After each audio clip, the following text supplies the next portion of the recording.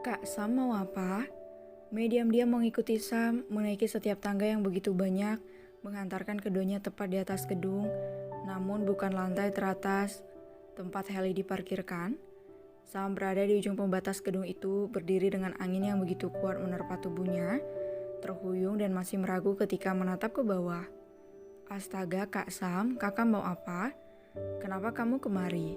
Tanya Sam tanpa menoleh padanya. Kakak yang kenapa? Ngapain lihat ke bawah? Kakak Mei bunuh diri. Aku capek, Mei.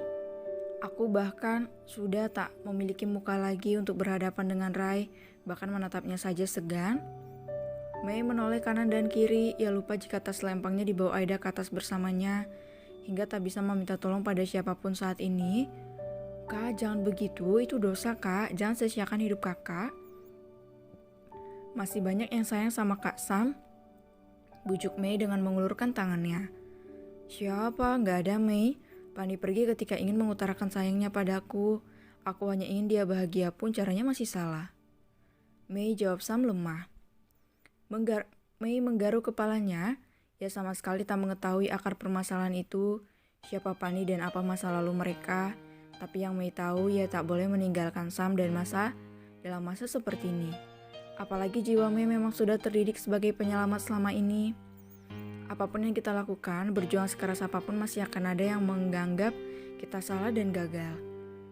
Bangkit kak, bangkit setidaknya untuk diri sendiri. Mei membujuk dan terus membujuk pada Sam, memohon dengan segala ketulusan yang ia miliki.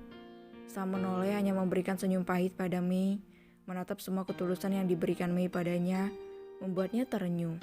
Bahwa masih ada ketulusan di dunia ini. Apakah kau benar-benar tulus? Tanya Sam. Kak, ayolah masih ada Mei di sini. Kita perbaiki kesalahan itu. Mei bantu, bujuknya lagi. Mei semakin mendekat, namun Sam justru naik ke tembok pembatas itu. Terpaan angin yang semakin kuat membuat tubuh Sam oleng dan nyaris jatuh. Kak Sam. Kak, Mei mohon, jangan main-main kak. Ayo turun ke sini sama Mei. Aku tamat Mei. Sam mengulurkan senyum sekali lagi dan hendak menjatuhkan tubuhnya ke bawah. Kak Sam enggak, kak enggak jangan. Mei meraih kaki Sam dan memeluknya erat.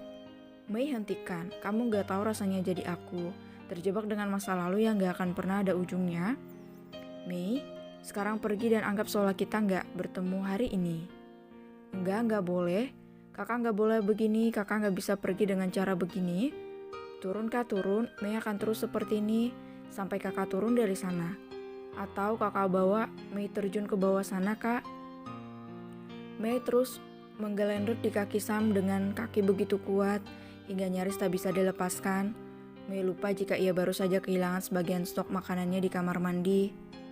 Enggak bisa. Kakak enggak bisa pokoknya.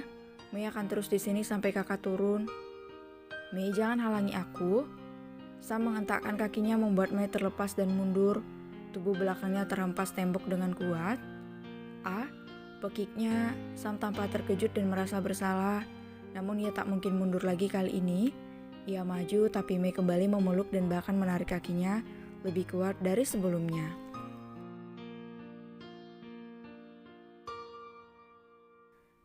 Jangan egois, bisa nggak sih? Lepas Mei, lepas, serga Sam. Tapi Mei tetap memeluk dan menarik kaki Sam hingga mereka terjatuh bersama di lantai.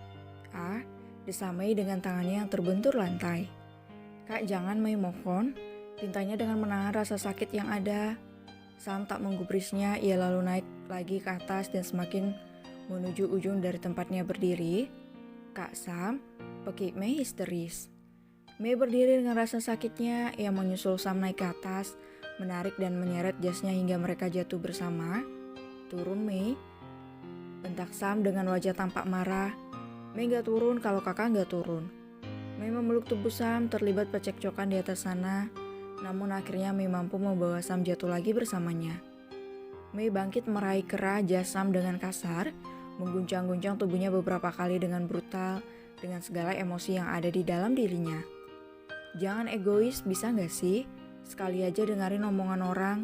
Mei juga capek kak, capek. Semua orang punya masalah hidupnya sendiri. Emangnya kak Sam doang, manusia paling malang di dunia ini ha? Ngomong kak, ngomong, jangan diam begini. Tenaga Mei seolah keluar seutuhnya. Ia tak seperti Mei yang biasanya, Mei yang selalu ceria dan manja. Kali ini Mei dengan brutal seolah tengah menghajar mental Sam dengan membabi buta, terus menarik jas dan keras Sam tanpa henti. Bangun, bangun dari rasa sakit, buktiin kalau Kak Sam bisa bangkit. Jangan seperti ini. Mana Kak Sam yang dulu, mana? Bekiknya histeris. Sam hanya diam menatap gadis itu dengan nanar, menghela napasnya yang sesak dan kepalanya yang nyaris terhempas karena semua guncangan yang Mei berikan, dan semua berakhir pada satu tamparan keras di pipi Sam.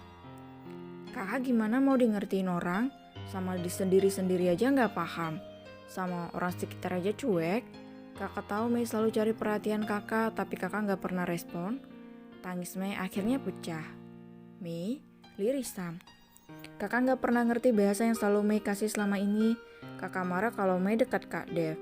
Tapi kakak gak pernah larang atau kasih respon positif ketika Mei mau dekat sama kakak. Mei capek kak, bisa gak sih ngertiin orang? Pekik Mei lagi kembali menarik jas Sam dan mengempaskan tubuh pria itu di lantai. Mei terisak menjauh dari Sam dan memeluk lututnya sendiri. Tubuhnya juga sakit, apalagi sikunya yang berdarah akibat benturan di lantai yang kasar tadi. Mei, maafkan aku. Sam terduduk dan berusaha menghampiri Mei di tempatnya. Maaf telah membuatmu sakit dan terluka. Aku tak peka memperjuangkan sesuatu yang sudah tak ada di dunia ini, tanpa aku sadar jika ada yang sudah begitu menungguku sejak lama. Sam meraih lengan kiri Mei, namun Mei kembali mendesis nyeri dengan lukanya. Ih, sakit. Mei, maaf sekali lagi. Tangan Sam berubah arah, ia tak lagi meraih lengan Mei, melainkan meraih kepala Mei dan langsung memeluknya dengan erat di sana. Aku ditinggal oleh seseorang yang kupilih, tapi bodohnya aku justru meninggalkan seseorang yang ingin membuatku pulih. Maaf, peluknya dengan erat. Mei terisak dalam pelukan itu, terasa hangat apalagi ketika Sam mengusap air matanya dengan lembut. Aku akan menggendongmu ke bawah, ke ruanganku dan kita sembuhkan lukamu. Bujuknya lalu membalik arah, memberikan punggungnya untuk Mei naiki.